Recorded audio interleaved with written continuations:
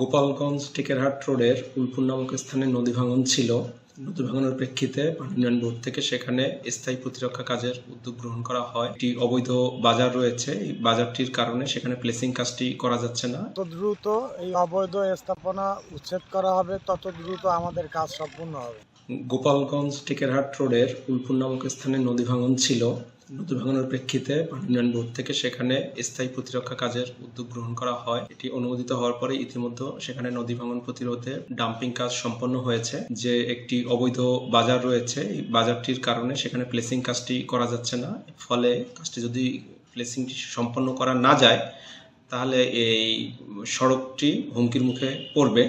এই বিষয়ে আমরা ইতিমধ্যে জেলা প্রশাসনের সাথে যোগাযোগ করে আমরা ম্যাজিস্ট্রেট নিয়োগের মাধ্যমে সেখানে উচ্ছেদ করে কাজটি সম্পন্ন করার প্রক্রিয়াধীন রয়েছে। টাইলক্স, যার অ্যান্টিব্যাকটেরিয়াল এজেন্ট টয়লেটের কোনায় কোনায় পৌঁছে 99% জীবাণু ধ্বংস করে। টাইলক্স টয়লেট ক্লিনার, ক্লিন মানেই টাইলক্স। 7-8 বছর ধরে ব্যবসা করছি। এখান থেকে আমাদের আয় রোজগার ছেলে মেয়ে নিয়ে বেঁচে থাকি।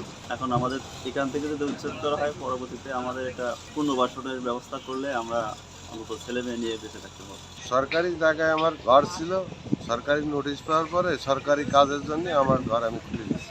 অবৈধ স্থাপনার কারণে আমাদের ব্লক প্লেসিংয়ে সমস্যা হচ্ছে। ওই অবৈধ স্থাপনা অতি তাড়াতাড়ি উচ্ছেদ করলে আমাদের কাজে সুবিধা হবে। তত দ্রুত এই অবৈধ স্থাপনা উচ্ছেদ করা হবে তত দ্রুত আমাদের কাজ সম্পূর্ণ হবে।